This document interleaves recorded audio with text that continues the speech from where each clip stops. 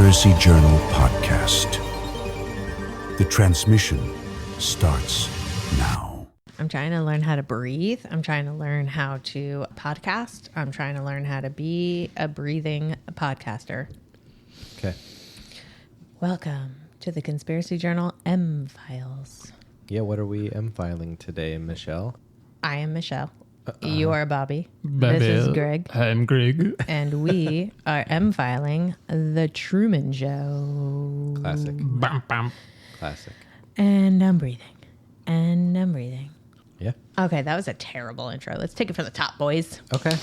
Hey, welcome to the show. Hi, hi, hi. I'm Michelle. That's Greg. Hey. Oh, he makes noises with his mouth, and that's Bobby.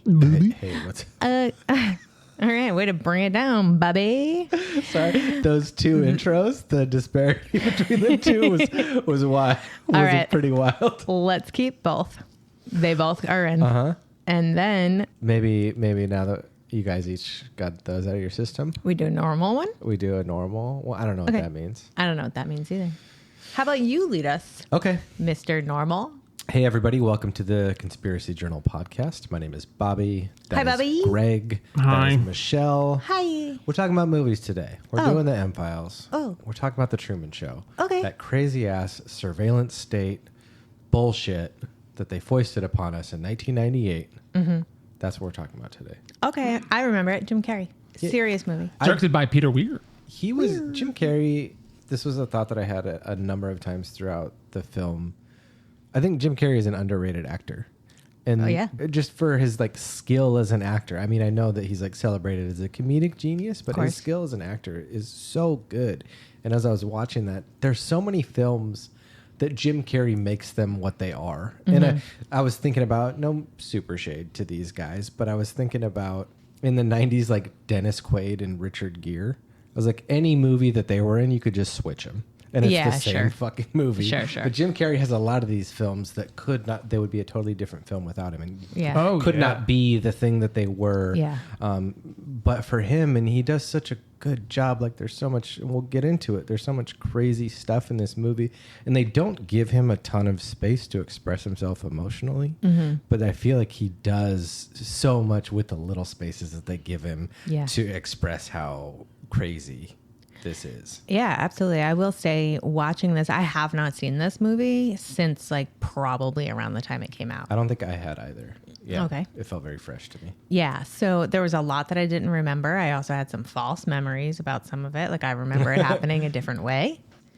I can remember at the time it was Ace Ventura, Dumb and Dumber, like those types of movies, In Living Color. That's what he was known for. So when he tried to do something serious, I can remember it being like, can he do it? This is weird. Why are we doing this? But like Eternal Sunshine is one of the best movies ever made. Mm-hmm. Truman Show is another. Like he can do both, no problem. And because his face is so emotive, there's so many things that he was able to convey with just a facial expression that like I can't even describe in words. Yeah. You know? Jim Carrey forever. This was a Greg pick. Mm-hmm. It was. Why'd you force us to do this? Yeah. Why'd I force everybody to watch this wonderful movie? Yeah. Yeah. Mainly, like I like to watch movies and view them with an eye for occult themes. Hell yeah. Cool. And this movie is chock full of it. And it's mainly, they're like themes about like Gnosticism, Freemasonry, the simulation theory. And yeah, there's so much about human control involved here. So I thought it would be interesting for us all to kind of break it down and talk through it. And I also want to go through some of the very overt like Gnostic themes and Freemasonic themes that are presented in the movie. What's Gnostic? Gnosticism, it was a form of religion that essentially says that the God that the Christians worship is the false God, and that there's way more interesting things happening in the universe, and that, like, you know, God is within you. You don't have to celebrate or worship something external, things like that. There are a lot Am I of Gnostic? there are classic books called the Gnostic Gospels, which are left out of the Bible, that have a lot shit. more of these like esoteric kind of spiritual things that Right. are much more in line with that were left out of the normal version of the Bible. I've heard of that. Actually, you're bringing right. This is not a foreign concept to me. I have heard of that, like more spiritual stuff that like didn't make the cut because it Right. didn't exactly fall in line with what what the the Gnostic church was trying to say. Yeah, the Gnostic teachings usually lean more into that you are in control of your universe and your life and your spiritual growth. Yeah. Whereas the church says that it's the church's responsibility to do that for you. You have to like abide by the rules of Right. the church. Well, this will be a fun balance because my first note is about the horny cop who wants to see him have sex, but they don't get to on TV. Oh, yeah. Yeah. This will be a nice balance between there's always a ancient breeze that spiritualism and the horny cop who wants to see him fuck on TV, but they never show anything. So Yeah. He had the straightest buzz cut I've flat ever top. seen. Yeah, flat. Flat top. Yeah, the flattest flat top I've ever seen in my whole life. But they were like security guard officers somewhere in a security guard booth watching the Truman Show and like not paying attention to their job whatsoever. And yeah, the one guy had that creepy comment about how you're never gonna see anything. Yeah, you know they do. There was a fun quote right at the Perv. beginning, like when they were doing like the intros of the actors that you didn't really understand they were the actors. Right. And one quote that I thought was interesting, it just says, "Nothing is fake; it's merely controlled." Yeah. was That's like nothing is real, everything is permitted type shit. Yeah, and it's just like, yeah, our life is controlled, Right. and there is a system in place controlling us. Dude, how about the casting of Ed what's his face? Harris. Harris. Yeah. Right? Yeah. I felt watching that. I didn't look it up. I didn't research this point. I should have, but I felt like there was a Steve Jobsian element to his portrayal, and it wouldn't surprise me if he studied some certain different CEOs and like these like powerful, controlling people. You're absolutely right. There is like, I don't know, a way he held his body, and I think he's wearing some black turtlenecks. That's what I stuff. noticed was Yeah. the way he held his physical body. Yeah. It was very, very Steve Jobs like. Dude, I got to start holding my body like Steve Jobs. Yeah, I can recommend a movement coach for you. Okay. Yeah. Yeah, is it you? Yeah. Yeah, I give you a great rate. Well, guys, I'm so excited to tell you that I took notes this time. Getting better every day at research and doing my job. Yeah, what stuck out to you? I've got one note. The whole fucking movie, I only made one note. Yeah. It is, even in the Truman Show, you can't escape your bitch wife. I just killed Greg. Can we talk about Laura Linney? What's up, Laura Holy Linney? moly. Friend of the pod? Yeah, friend of the pod. Evil genius. Man, she's playing some messed up women in her career. I just like never really thought about it that way because she looks so, I don't know, all American. You know, now she's, you know, back then she was, you know, younger. And so, you know, more of a like, I don't know, do you call it a heartthrob if it's a girl? I guess. No. No, right? I feel like no. Heartthrobs are boys. Whatever. She was a beautiful young lady. Now she's like a beautiful mom lady, you know? But always the most evil. You know, secret evil. She's secret evil. Well, actually, in the Ozark, she ain't secret evil about shit. She is full evil. Yeah, she was giving it to Truman though, just little jabs. That's what I'm saying. That's what I'm saying. She was a real B. Yeah. One of the things that also stuck out early to me, we're also just, you know, we're going to be spoiling the shit out of this movie for you. So if you haven't seen it, stop, go watch it, then come back here. Yeah. Yeah. It's like, it's kind of, they do a great job with the way that it's lit and shot, that it's this like light, bright, and airy thing set against these like this dark shit. Yeah, it's so light, bright, and airy that it's easy to not tune into how fucking dark all this shit is. And it really, like, one of the first things is like we see in a flashback that his dad drowns, quote unquote drowns, when he's a young man, and then his dad like snuck onto the set, his fake dad snuck onto the set, and he sees him and he's like, what the fuck? And then they just like kidnap the shit out of him. Yeah. Like the Men in Black come and wrap his dad up and like just like take him away in a crazy way. It's wild to see. There's not 1 minute that goes by that isn't incredibly dark and fucked up. If you think about it, like it's the concept is so crazy, and we keep switching back to people who are watching, like the security guards that we mentioned before, or there's like a couple of bartenders in a bar who are watching, a couple of like old Bettys on the couch are watching, some fucking weird guy in his bathtub is watching. And we keep going back to these like audience members who are watching. And it's like, again, with the lighting and everything, the airiness of, you know, if I didn't speak English and I was watching this movie, I would have no idea how fucked up these concepts are. You know, I wouldn't know what was going on. Because it just looks so happy. And it has that like 1950s Americana vibe to it. Everything looks so Rockwell perfect. But you're at home watching this man who's in fucking TV prison. Cage. Yeah, like this is so fucked up. Everyone's wrong. Everyone is wrong. This was kind of during the beginning stages of reality TV. Yeah. So it makes sense that like this was a version of that. Right. I wrote a note that said this all feels evil. Yeah. It really does. Yeah, Yeah. it really does. I think a lot of this was missed out. What year did this come out? 98. All right. I was old enough to know better. Never mind. Greg is the authority on this movie. Was his basement the garage, or was the garage his basement? What was going on there? Why was the lawnmower down there? And more importantly, why did he have a cot down there? Was that his jerk-off station? That's 100% his jerk-off station. I think Okay. there is nothing that needed to be left to the imagination on that. I thought it was very clear. He's got his jerk-off chest full of jerk-off material, and he's jerking off on that cot. That's all. That is ransom note face picture of that his dream lady. Yeah. Which honestly was so sweet, you guys. If I had a guy trying to recreate my face out of pieces of other people's faces, I mean, what else could there be? Like, what other true show of love could there be? Yeah.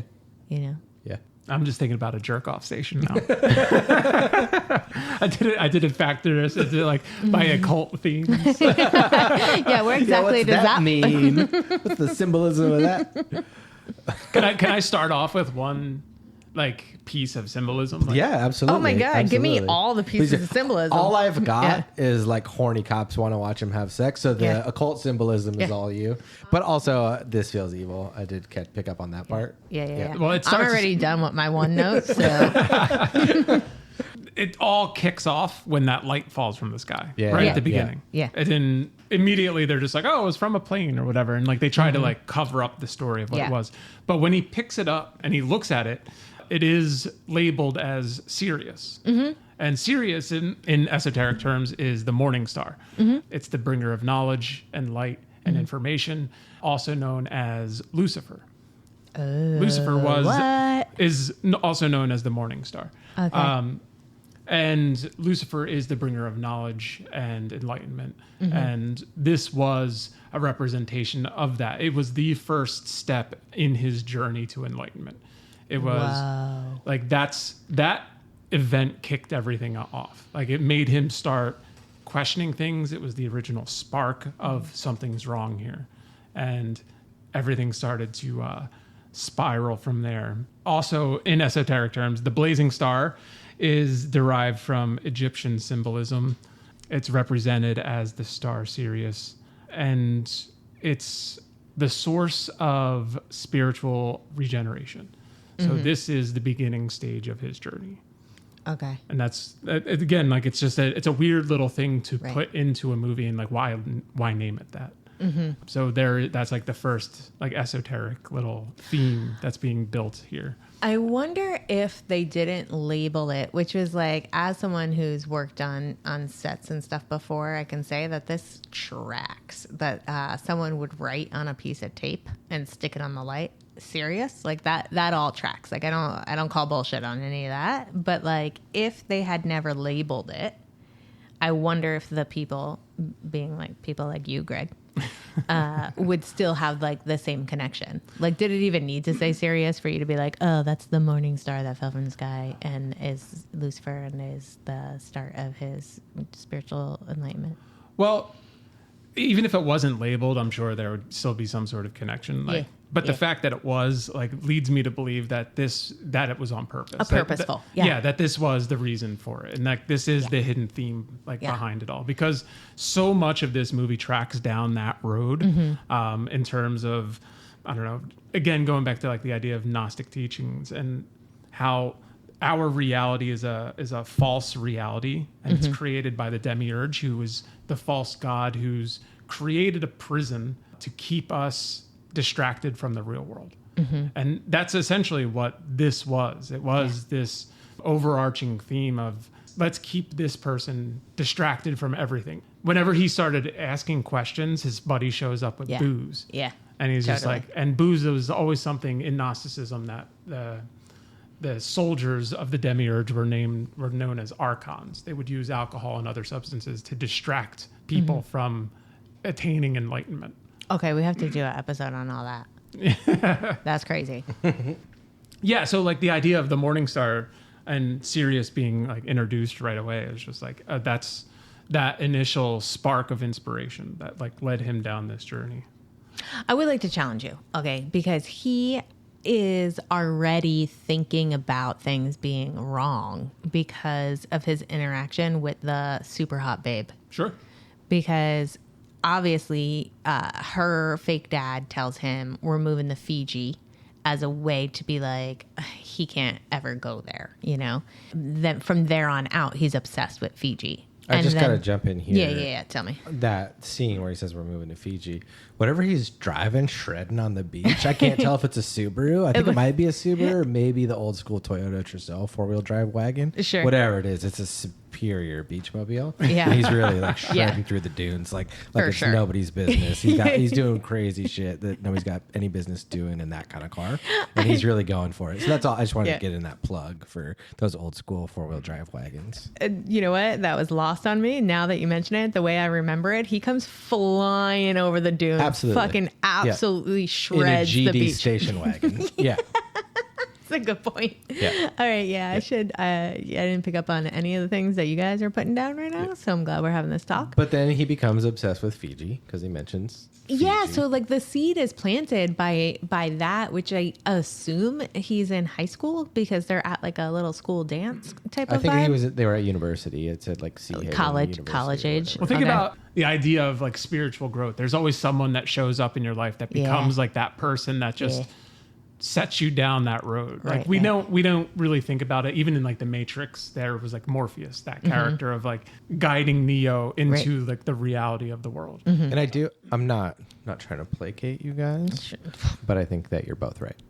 So, you know, like there's you're absolutely right. These seeds are planted and this kind of has begun, but the ultimate journey of like when he gets out of this situation begins with that light falling. Yeah. And Okay. that was like off the this ultimate micro deal. Yeah. Like it just falls out of the sky. Like, what is this like light? And then things happen fast from there. They start to pick up. They happen fast. Like the comms, the radio like breaks in, you know, with that. And he's turning left and they're like, he's turning left. Oh yeah, that was crazy. So the radio goes all staticky, and then he's overhearing like the PAs, the production assistants, like instructions for like the extra actors and stuff. And it's that's crazy. One of the things that like really like he has that flashback with the woman that he's in love with when she's like, this is all fake, like you were on TV, but he has nothing to attach to that. So it's just like, was she crazy? What was that? But then these other things start to happen. Yeah, and even with when that little bit of knowledge compounded, then that moment when he hears the stuff on the radio, that's when he starts to be like, oh shit. And he's looking around. He's looking for it now. Yeah. Yeah, and he's very much like starting to like peer behind the veil type of thing. And like that, it's very obvious too that looking beyond the veil when he goes into the office building and the back of the elevator is just missing. Yeah. And there's just like craft services. and services and I both know. of the actors just sitting around. That's like a legitimate, like you're looking beyond the veil. Like you're starting to see reality for what it is. And like whenever this happens to people and you want to start talking about it, like when you start coming to this realization or like awakening, as people like to call it, you fucking think you're crazy. Of course. And you trying to explain your new spiritual awakening to anybody, you sound like a fucking crazy person. Yeah. And it's hard to find those people that will help guide you or like, you know, at least have some sort of empathy with what it is that you're going through.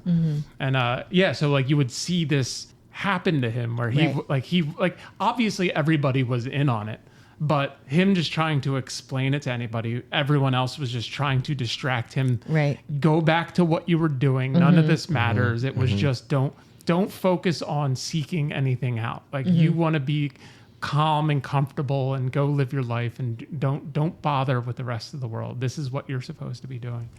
And it's, again, going to what Bobby was saying. This is fucking evil. Yeah. And the fact that everyone was in on it. Yeah. Yeah. And everyone, like, keeping him from exploring his own life, even though like he was starting to go down this road of like wanting to find more, and then everyone telling him not to. And is how- so fucking dark. It's so devious from way back because they keep him on this little island by giving him a fear of water. Yeah. By making him watch his dad drown. I was just going to say that. That's so beyond fucked up.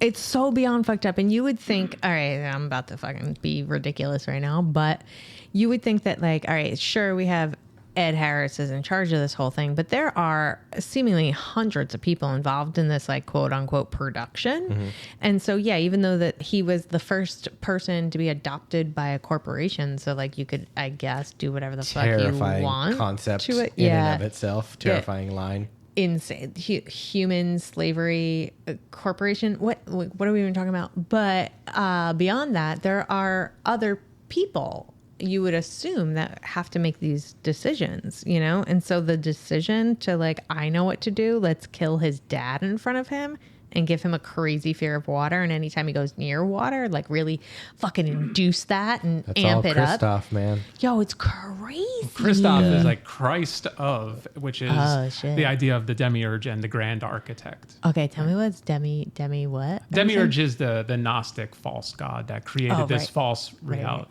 Okay. Yeah. Do we have, like, an idea what he looks like? He looks like Demiurge. Yeah. Ed Harris with this stupid No. little hat. There are like ancient like engravings of what the people say the demiurge looks like. Yeah. Okay. Oh yeah, we'll have to check some of those out. Okay.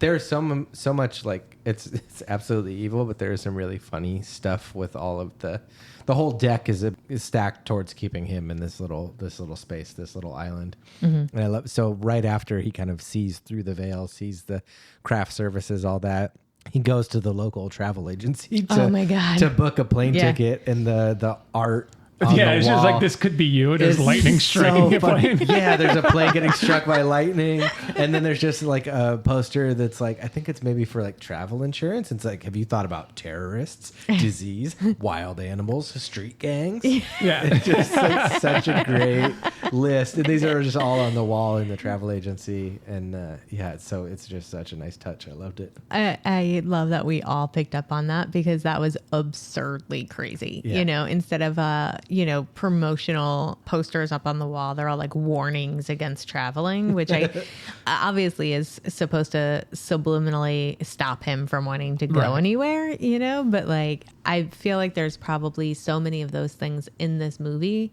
If you just stop and look at what's on the wall or what's over here, I bet everything means something. You know? Yeah. Even They- when he was getting a bus ticket, when he was on the bus number was 329. What does that mean? 329 esoterically is a call to action to live authentically and align your daily life with your higher spiritual purpose. So him trying to find a way out and try to explore life and explore, like he's in the works. He's Yeah. processing. He's going Yeah. through all of this. I just got to say, if you're into a little bit of synchronicity, so a little bit behind the veil, but we are actually recording this on 329 as well. We are. So Whoa. I was like, wait, I think that's today. Whoa, dude, we're in fucking Yeah. dude. I can't We're in believe Woe it. Town. Whoa, Town. dude. Welcome to Woe Town. Oh, shit, bro. I always I think it's fascinating how when you draw comparisons to like your own life and your own journey through it, and how many times that you want to be doing something but you get distracted, or there's so many things and like obstacles put in your way to like keep you from doing it. It's fascinating to see how people overcome those things and Yeah. just keep moving forward regardless of everyone telling you that you're crazy. Yeah. You shouldn't be doing this. Yeah. And it's like, well, no, this is what I want to be doing. Like, I even thinking of like going to art school. Everyone's just like, well, you're going to be poor your whole Yeah. life. And it's like, Yeah. okay, Yeah. I'm going to do it anyway. But Thanks. thanks for the encouragement. You know what you need to do? You need to like get a job in an office. Yeah, sure. Why would I want to do that? I know. But like, that's don't kind know. of the mentality of a lot of people that are trying to like get you to do what they're doing. Just be normal, quote unquote. Fuckers. Man. Yeah. Can't get us. Yeah. I thought, like, I also just wrote down when he was talking to his buddy, he has like this best friend. He says we're best friends since we're 7. And I was just like, man, the moral place that they put all these actors into, or that these actors chose to be in. I was like, God, that's when I was like, this is so evil. Yeah. To be friends with somebody for so long and to think that they're your best friend. Yeah. And it's all fake. It's all fake. Everything he's man. ever known is fake. It's so fucked It's up. so It's so fucked up. Except But for the then- one person that he could, and he knew that was a real person. Yeah. Everyone else was just the same sort Yeah. of thing. Everyone was placating to him, but he knew this one person was real. And that's Yeah. the crazy too. Like at Sylvia. when they're like at the dance, when he's like making eyes at her, they're so on top of it that he's they're like, oh, he's into her. Yeah. we can't have that. The men in black that kidnapped his dad come in and like kidnap Yeah, usher her and out. dance Yep. and get her out. Like we're gonna get her out of his life. Yeah. Yeah. You know what? That was another thing, like the wife that they chose for him, His bitch wife. his bitch wife. Way to summarize why we all think that. Also, like on the show, we I don't remember how it started, but it is very funny that we talk about everybody's bitch wife.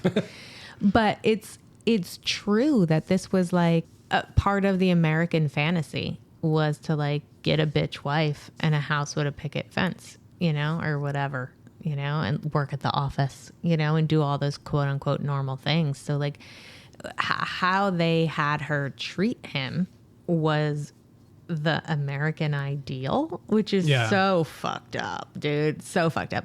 It's so sad to watch him have that one brief interaction with someone who's real, with someone he's interested in, and then watch how they have Laura Linney's character like try to force herself upon him. And then they get married and the mom's there and like it's so gross. It's so evil. This poor fucking guy has never made a decision for himself in his whole life. Nothing's ever been real. Like it's so hard to watch, to be honest. One of my favorite parts in the movie is when he's trying to explain to her what he's going through, and and she's just like trying to figure out. Ovaltine or Yeah, something. just like this is the best cocoa from the Mount Nicaragua. He's like, who are you talking to? Yeah. It's so good.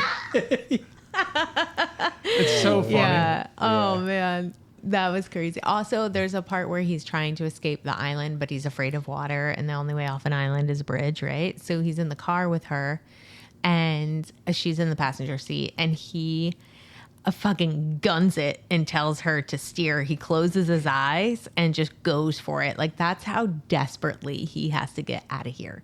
Yeah, there was the great like comical stuff after that. As soon as he crosses the bridge, it's like forest fire ahead, and they've got the jets over the road. And he like drives through the fire, and then it's like nuclear spill.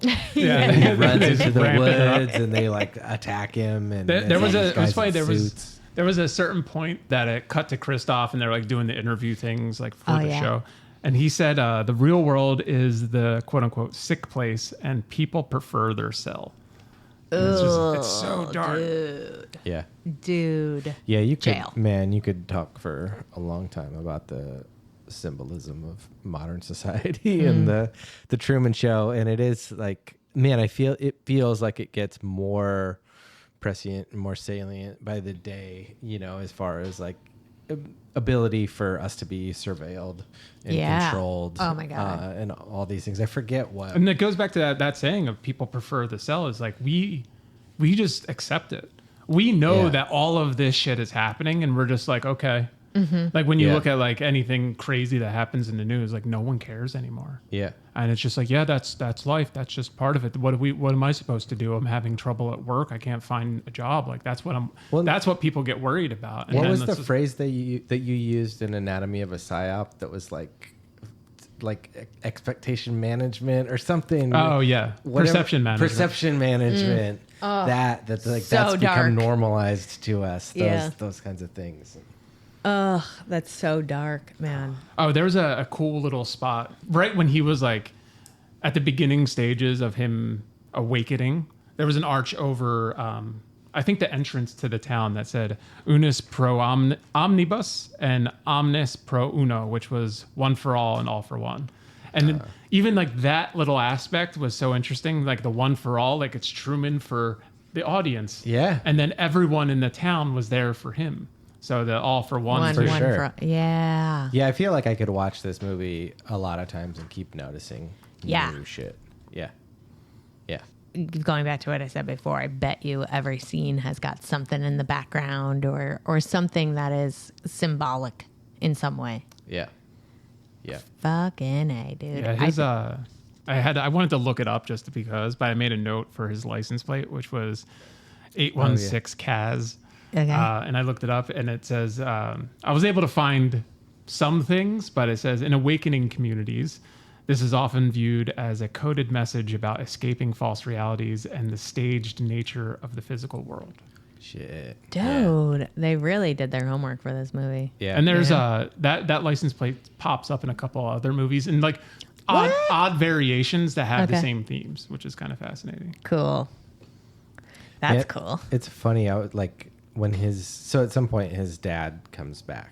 That was a weird one. Yeah, even like I know that it's like this movie about this fake TV show or whatever, but I remember I was like, this is where the Truman Show jumped the shark, is when his dead dad comes back, and it was like, this is just bad TV that they're making now. Yeah. Man, that's so funny. That's a good point, because it is, I mean, the assumption is that his dead dad, like the real person, couldn't handle the fact that this happened and like snuck back on set somehow to like tell Truman, I guess. Yeah. In some way or another. But then the production like leans into it and has the dad come back. Well, yeah. I mean, his dad, that was the problem with this guy in the movie, was that he had a fucking human heart. And then he was this baby's fake dad. Yeah. And so he developed a bond with him. Yeah. And they made him drown. And he was like, that's so fucked up to do to this kid. And so he comes back and then they kidnap him. But then they twist it back for their own television making purposes. And there was a really funny line. They're like, how do you explain his dad coming back? And he goes, amnesia. Brilliant. Yeah. They go, brilliant. I forgot about that part. The way also that they tell Truman that he did in fact see his dad and his dad's back is Truman's going through some shit. He wants to leave or whatever. And his buddy shows up with booze again. Mm-hmm. That's a really funny thing, is every time his buddy shows up, he has a six-pack. Yeah. That's like every time. The excuse for their crisis management. Whenever shit goes off the rails, he shows up with a six-pack. Yeah. Yeah, always in hand with the six-pack for his reason for being there. Which is not No, bad. It's like 4 a.m. when like Truman escapes, and he's just like kicks the door, and he's like, "Hey man, surprise party! Got a sixer. Where you hiding?" Yo, that scene's so fucking weird. Yeah. They thought he was in his jerk station, but He wasn't. He Slipped wasn't. out. Yeah, he like fucking tunneled his way out. It's so good. What the hell is I gonna say? Oh, the dead dad comes back with the fucking ginger buddy full of booze, and it just made me think, like, this man has been on this show since he's about 7 years old. So like, sure, he's on the wrong end of it because he's an actor and he's lying to Truman, and he knows that this isn't real or whatever, and that's bad. But they got him into this when he was 7, you know? So like, he didn't really have a choice then, and how fucking dark that is. You know, I'm really committed to these people now as if they are real people. And I feel really bad for him, and he needs a lot of therapy. The actor. His actor best friend. Yeah, the actor best friend. He's going to need a lot of therapy. Yeah. Yeah. Truman too. All of them. Everybody, so much therapy. I mean, I would agree that they've also been put through some wild shit, yeah. you know, and to be able to ask to do these things. And so actually, I thought it was fucking amazing was Laura Linney's character. He's not exactly domestic violence attacking He's holding her. up the slicer dicer thing. Yeah, I mean, look, it was a little threatening, but like, I don't, you know what? Given the circumstances, I think it was very well warranted. Yeah, he was not wrong, you Yeah. know? But she starts yelling stuff like, this is so unprofessional. Yeah. And so she quits. and they have to give him a new wife, a new love interest. Yeah. And so totally. they set him up. They can get like a super hot chick at his office. It's so fucked up, you guys. It's so fucked up, but also just like dudes are just so straight up that it would have totally worked. Yeah, totally. They're just like, we're gonna have this hot lady come in and hit on him, and he's gonna fall for it. I think that too was the explanation as to why he was in the jerk station. And having the cot in the basement was like they were sleeping in separate rooms and stuff by that point. Gotcha. Gotcha. I missed that. They were like on the outs at that point because of the whole slicer dicer incident. But I mean, the cot was there from jump. He was working on the mower down there, and he had his little cot. That's why I was like, "Is this the garage or the basement? How did you get the mower into the basement?" Because he had a tunnel out of there, so it's like he had to carry the mower down the stairs, right? And then once it was fixed, carry it back up. Or something. Yeah, that is weird. It was odd. Yeah, only a man would pick up on that. What I picked up on was his... Is this the garage or the basement? I picked up on his I was just stance. looking on tips of where the best place to have your jerk station is, and I was just trying to get to the bottom of that. Right, and obviously the lawnmower is just there for a front. You're never taking that baby back upstairs. Yeah. You know what I mean? So I loved his posture, if we want to call it that, his stance. When he's working on the mower, his wife comes down and he's on all fours and his butt is way up in the air, and the way that the camera angle is just like his butt and him looking back over his own shoulder. Oh, that's when he was outside working in the yard. Oh, his butt is comically high on the air, pointed. Yeah. And it's right in frame. It's just boom. Yeah. It's so fun. I don't know why I really love that. It's just worth noting. Well, they did it for you. Yeah, and it worked. It did. I like even the idea of his name itself is Truman. Like he's the one true man. Oh, fuck, bro. I never thought about that. Oh, dude. Fucking got me. Man, yeah.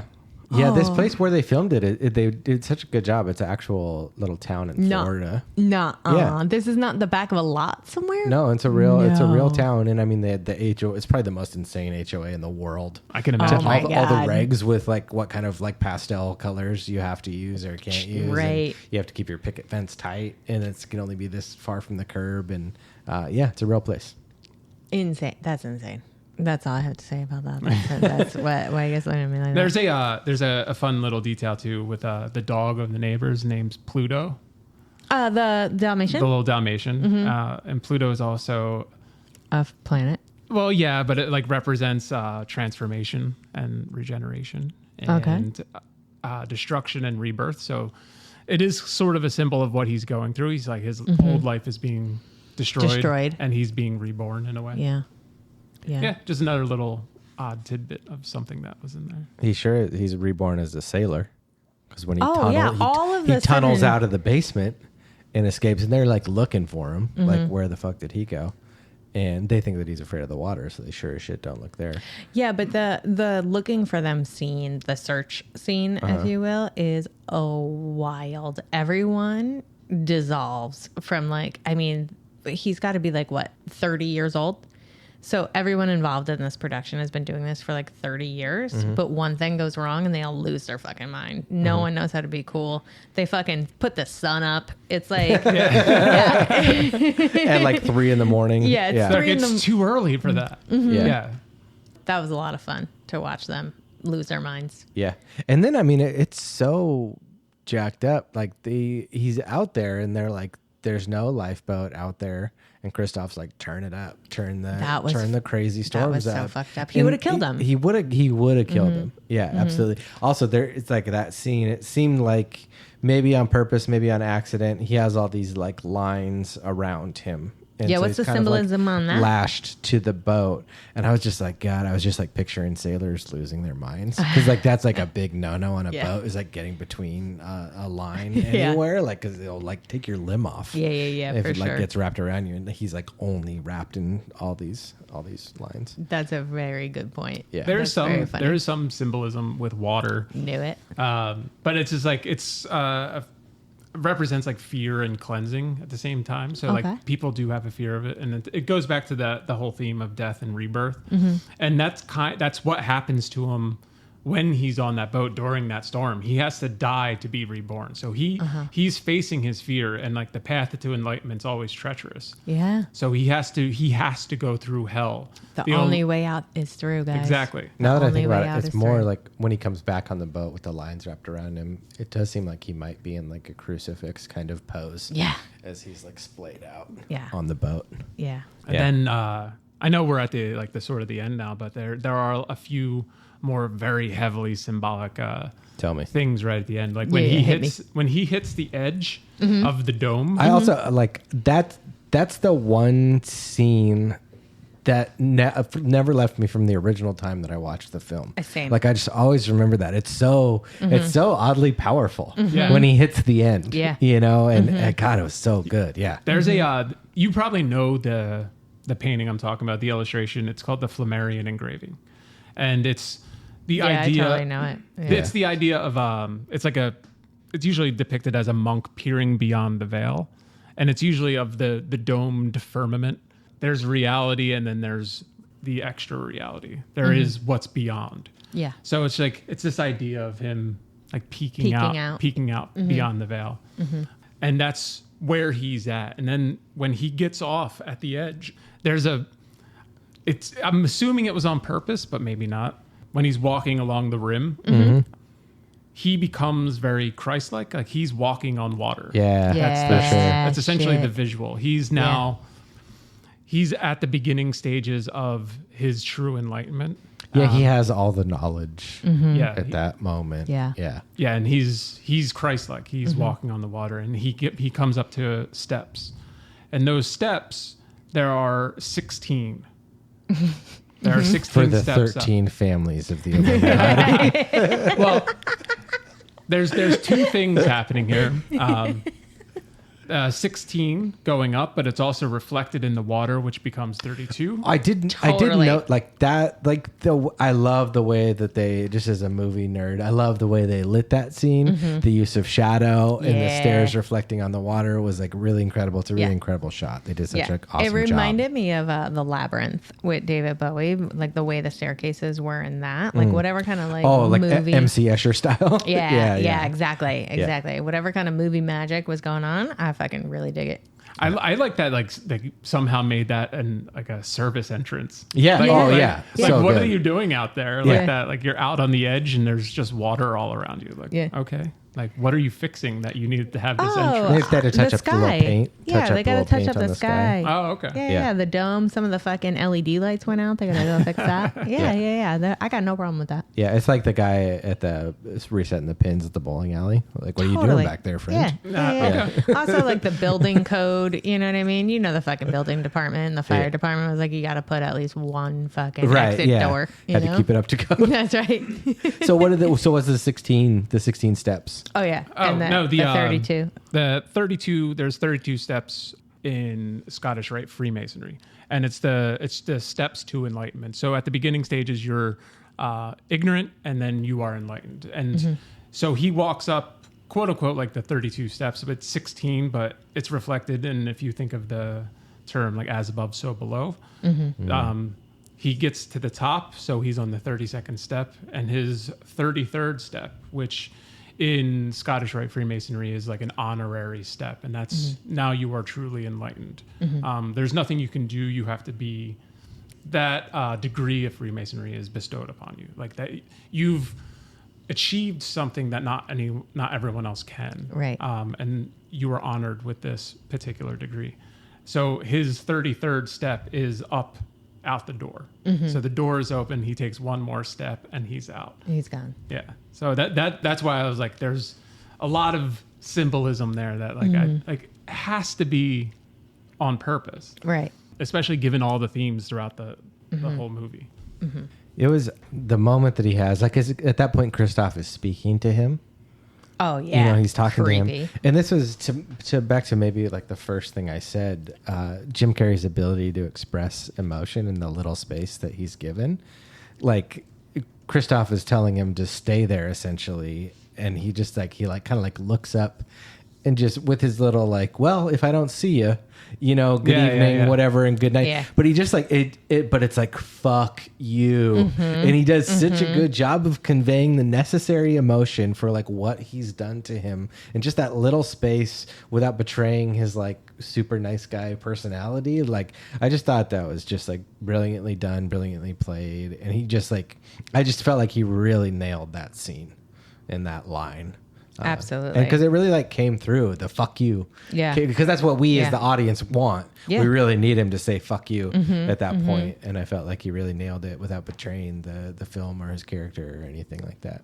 Yeah. The note I have for like that little section was just like the voice of God or the creator talking to you. And then even Christoph calls it like, this is my world. Yeah. Yeah. And like he's trying to like tell him to stay there. And then given everything that Christoph had said throughout the movie so far, it was just everything was so demonic almost of just this is my creation. Like there's such like a wild ego trip for this man. It's just like running wild here. It's absolutely crazy. I'm just now picturing if he had stayed, if Truman had stayed, and if it would just turn into like, like Groundhog Day when Bill Murray's like trying to die and just doing a bunch of crazy ass shit, like seeing what will happen. Yeah. I feel like that's what Truman would have done. Would have been like turn on that and just like running amok with all these people who have to kowtow to his every whim or whatever, Yeah, just like what really would they go have done? nuts. Given everything that he knew, why would you want him to stay there? Why would he want to stay Exactly. there? Yeah. He knows it's all fake. What is he just going to just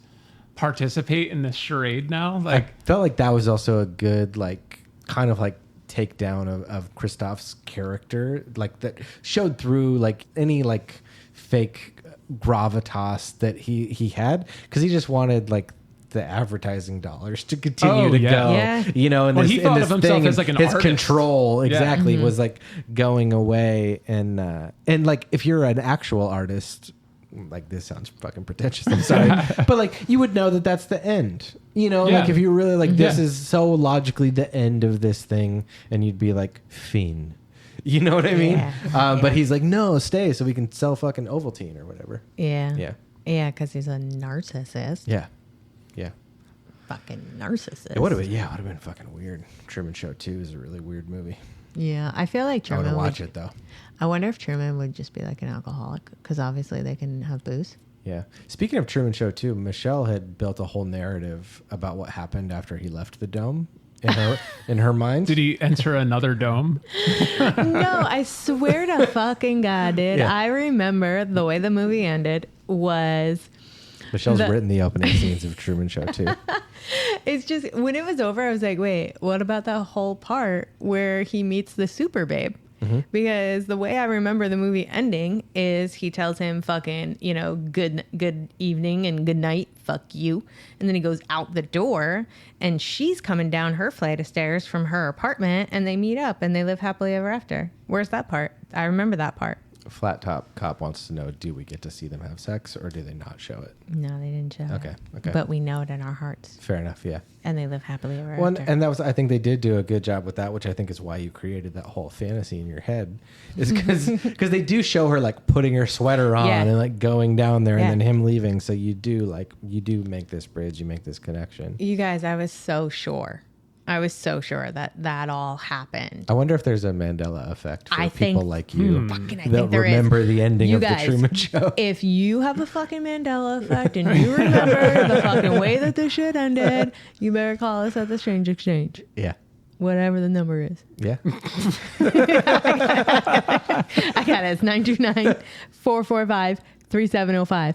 If you have if you're with me, if you're one of us, you fucking call me and you tell me. If you have any more ideas or explanations for the movie, Yeah, you or wanna talk about or it? you saw anything that Greg missed, because Greg's got 17 pages of notes. I do. I got it. He's got a lot. I have diagrams. Did you get to everything? Did we touch on all of the I mean, I love some occult shit, so if we didn't hit any of it, I want to know about it. Yeah, we kind of got to everything. Most of my notes that I have in front of me. The unhinged ramblings of a madman. Kind of, He's yeah. got fucking drawings and shit, and the notebook itself is very fancy, but it has like red thread spine type thing. Like there is a lot going on.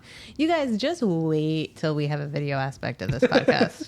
Just you wait. You got to see what we're up to.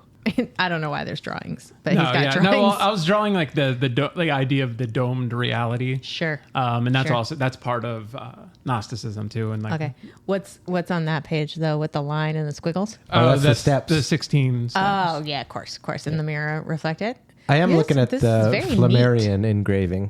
Yeah, you're absolutely right. It's like it's pretty spot on. And that's kind of like that was his. That's when he was seeing behind in the back of the elevator. Bro, Carol drew that. They're showing me the drawing, and we have at the Conspiracy Journal a lot of our cover art was drawn by a woman named Carol Ann Rodriguez, and when I see that, I think Carol drew that.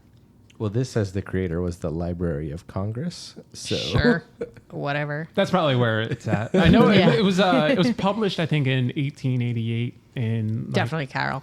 I think it was the Atmosphere Popular Meteorology. Greg. But it was like a French book. I wasn't going to try to pronounce the French name. Sure. L'Atmosphere Météorologie Populaire. Yeah, there it is. Oh, hot, dude.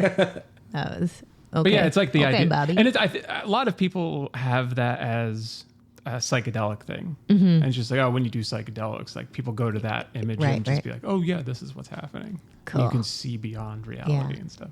I love it. It's like 100 years before all like the 60s trippy drawings and like blacklight posters and shit. But it's like that, but 100 years before. Trying to illustrate the idea of that, with it's difficult. Yeah, for sure. Especially when you're in that stage, like it's a lot of this was the alchemical process of awakening, and he went through all of the steps. I'm not going to take the time to like break all of that out, but yeah, that drawing kind of depicts that idea, and it's when you're trying to explain like, oh, there have been moments I've been walking down the street and like the only thing I could say was like things became like hyper reality, and it was like a small glimpse of like nirvana, I guess people would call it, and then it's just gone. Yeah. And it's like, fuck, I want to live there. Yeah. How do I get to that? And like, what was I just doing that like this happened? But like, you get these little glimpses of it every now and again of just, oh, like all of this is nonsense. Right. We're so worried about all this dumb shit, but like, it doesn't really matter. None of it matters. Yeah. Yeah, that's cool. And it is just a game. We're all playing a game. Truman was playing a game. Oh, but he didn't want to. I guess none of us signed up for this game either. Right. I think we did though. And oh shit. Like our consciousness or soul or whatever, like knows that this is what it's doing. It's just we don't remember doing it. We don't remember signing up. But we wanted to come experience this. So that's why we're here. What if we're all just in a astral projection space coma, experiencing this reality? Dude, I'd be thinking about shit like that too often. It really fucks me up and brings me down. I did, to take a hard right turn, I did just also see that the Flammarion engraving was used by Carl Jung in his 1959 book, Flying Saucers, A Modern Myth of Things Seen in the Skies. So I think in that I didn't know that Carl Jung was on to that shit. So maybe, he was maybe in a future episode. Heavy metaphysical. I think within the have to do an episode on that. Within the illustration, you'll see an Ezekiel wheel in the top left. No shit. Yeah. Dude, these are all the things that we've been talking about for weeks. If any of you are like, what's everybody talking about? Keep listening and you'll hear reference to all of these things. Everything's connected. We're in a simulation or we're not. We're everything. We're nothing. It's crazy. Yeah. So that top left image there is the Ezekiel wheel. Oh my God. Greg, can you see that in your hyperrealism? No. I was just wondering. And again, like trying to describe that place that it like this happens. Right. Like there's no words for Yeah. it. And then like having an illustration like that, I'm like, that makes sense. Yeah. It's it's very abstract and ambiguous, but looking at what is happening in this illustration outside the firmament, like honestly, it kind of feels like what might be happening inside of a black hole. Okay. Just, with the event horizon and singularity and like all of these different, like, and disks are spheres at the same time that they're disks and shapes. Yeah, because like time is bending shapes, Yeah. Yeah. And time is also a distance. A flat circle. Right. Yeah. Don't say shit I recommend everyone go study Gnosticism and Yeah, look up I the think I'm demiurge. Gnostic. Yeah, I didn't even know it, but now I do. I think a lot of people are. Yeah. And they don't realize that there's like it was buried. Mm-hmm. That idea of all of this was, and like, it gets so wrapped into like, oh, that's just like paganism. And it's like anything that's not a structured religion right now gets labeled as pagan and satanic, and Right, it's but crazy. I feel like it's been a couple hundred years. So when you say pagan, I feel like people aren't so like it that almost landed like the way like fucking commie bastards did. You know Yeah. what I mean? But now not so much. I feel like maybe there'll be a return a little bit, you know? And then there's so many silly things, you know, that stayed in the culture that are still pagan, but we don't call it that. Like Easter. Like Easter is a perfect example. Like I remember the first time I ever asked, like, okay, I understand that like Jesus died on the cross and that was Good Friday and then he came back and that was Easter Sunday. But like, what's up with the bunny and the egg hunt? Like, where did that come into it? Paganism. Yeah. And, you know, the idea of spring and fertility and the pagan god Esther. Exactly. Which is where we get the name Easter. Yeah, like good example, Greg. Good example. You know what? I sounded smart there for a second, so thanks for that too. Thank you. Quick layup. Yeah, thanks. Yeah, I took it. You know what? Look at me. No, but that's like true. It's like there's so many of our own personal traditions that we have either in our own faiths or whatever it is that we're celebrating. Like, look into why you celebrate them. Yeah, Like, for sure. There's an interesting history to that. And it's like even with Christmas and the idea of the winter solstice, and like Catholicism adopted a lot of these traditions and repackaged them in order to have people convert. And it's Right. like, oh, well, we have this specific holiday at this specific time. And it's like, oh, guess what? So do we. Yeah. Now we have to like quick write it into like our canon. Jeez, it's so dark, dude. They're like, we like to party too. Yeah. Christmas. Here's a Yeah. present. Go watch Jim Carrey's entire film catalog, Yeah. Hell including yeah. this one. An Eternal Sunshine. Eternal Yeah. Sunshine. And then the number 23. If you want to go down a rabbit hole of like, fuck, dude. Just someone losing their mind. That's a fun Also, one. The Mask. Oh yeah, that was a good time. Yeah. Both Ace Venturas. Yeah. The Andy Kaufman movie, The Man on the Man Moon. on the Moon. That was Man good on the one. Moon. Man on the Moon. is So good. Oh, Such but a then beautiful movie. also, Also- the documentary about the making of that movie. Yep. Also Yeah. that. Also, his Vera de Milo on In Living Color. Yeah. Oh no. It gave me nightmares as a child. No. What about the fire? Fire Marshal Bill. Yeah. Thank you. Oh yeah, There you go. That's what I wanted. Yeah, to let say. me show you something. Yeah. that was a fun like. I think everyone our age and like a little bit older loved In Living Color. Oh my god. And it In was so Living good Color. that like. And it was an all black show, but it was meant for everybody. Yeah. And like he was the token white guy. Yeah, for sure. For sure. And it Oh was- man, there's so it was many so things that fucking funny. I The Wayans still were so good. I reference. all of Oh them. my god, hated it. I still think about that to this day. And their little fucking hats. And that's they where, were amazing. Like Jamie Foxx got his start there, right? Yeah, J Lo was Fly one of Girl. the Fly Girls, yeah. insane. Yo, homie, don't play that. Oh yeah. Homie the Clown. dude. Homie the Clown. Homie D Clown. Yo, that show was incredible. Mr. Robinson's. Yeah. neighbor- Oh no, that was SNL. That was Eddie Murphy. Yeah. Oh There man, was good so many times. Yeah, there was so much good shit. All right. Well, yeah. Thanks Well, for coming along yeah. on another M-File with Yeah. us. Yeah. And, I'm banned from picking movies, so I don't know what will be next. Yeah, we'll see. Don't worry. There's going to be a handful that I throw in the mix too that are just absolute trash. Yeah, I'll never come out of the hole that communion dug for me. Yeah. But yeah, tune into our next episode of Hot Trash Movie. Yeah, they're not all hot trash. Come on, Truman Show was amazing. No, I love a hot trash movie. Let's watch Season of the Witch, dude. I don't give a fuck. Let's go. All right, Let's go. fucking watch me Yeah. watch it then. See you later. Yeah. Goodbye. All right, I love you. How about that? Okay. Goodbye. Bye, guys.